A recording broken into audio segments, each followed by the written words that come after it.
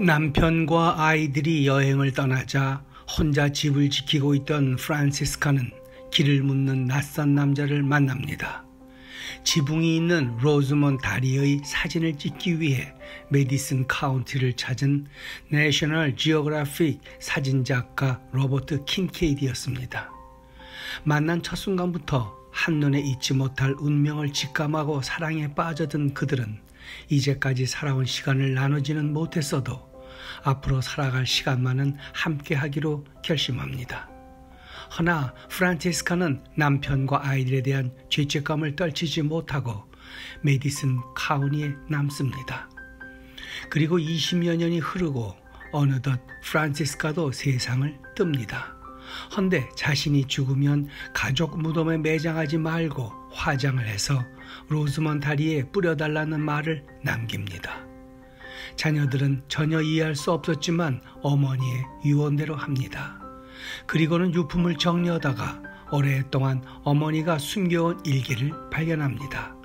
거기에는 어머니가 누구에게도 밝히지 않았던 나흘간의 이야기가 쓰여져 있었습니다. 그 말미에 평생 동안 가족에게 충실했으니 죽어서는 로버트를 택하겠다는 유언이 있었습니다. 일기를 읽어내려가며 어머니의 외도에 배신감을 느꼈던 두 남매는 어머니의 진실될 사랑이 자신들 때문에 좌절되었다는 것을 깨달으며 결국 그녀의 사랑을 이해하게 됩니다. 남편이 먼저 죽은 후 로버트로부터 그녀 앞으로 배달되어 온 내셔널 지오그래픽 잡지책 한 권과 카메라, 그리고 그녀의 팔찌, 십자, 목걸이 등도 있었는데 잡지 표지에는 메디슨 카운티의 다리 사진과 함께 4 Days Remembering 이란 제목이 붙어 있었습니다. 소설 메디슨 카운티의 다리 이야기입니다. 노란색 테두리가 있는 표지로 잘 알려진 내셔널 지오그래픽은 전화기를 발명한 알렉산더 그레이엄 벨을 비롯한 33명의 과학자가 1888년 설립한 내셔널 지오그래픽 협회가 발간하는 학술지로 출발했습니다.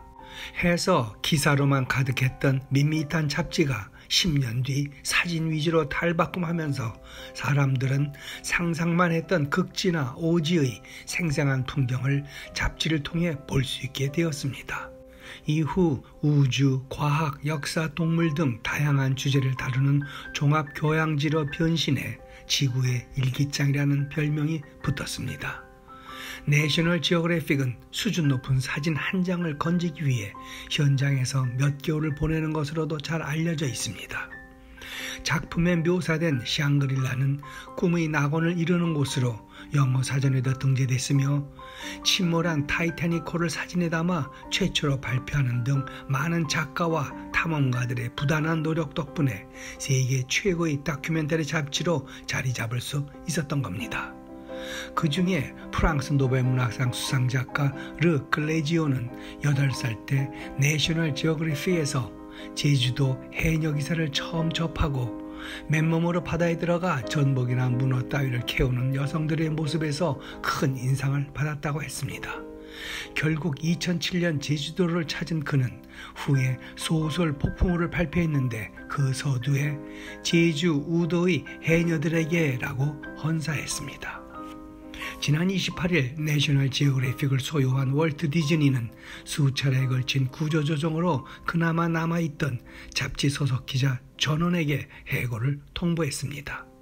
135년 역사를 간직한 내셔널 지오그래픽은 한때 미국 내 구독자 수가 1200만 명에 달했지만 지난해 말 180만 명으로까지 감소됐습니다. 디지털 미디어에 밀려 인쇄 매체의 쇠퇴라는 시대의 흐름을 이겨내지 못한 것입니다. 고맙습니다.